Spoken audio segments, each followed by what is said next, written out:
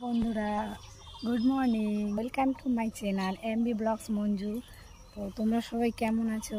আশা করি সবাই ভালো আছো, আর আমরা তোমাদের আশীর্বাদে সবাই ভালোই আছি।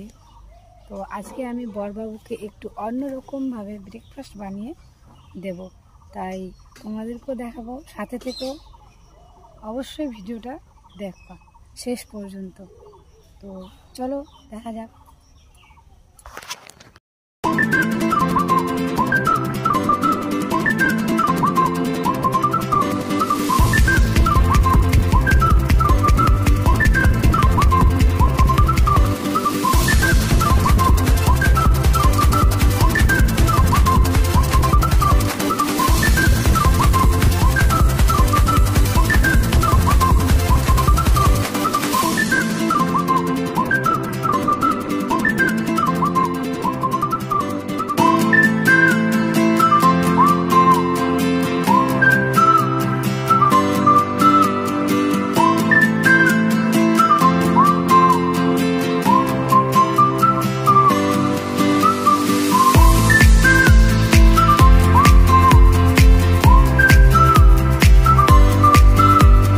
এই ভিডিওটা এখান থেকে শেষ করলাম।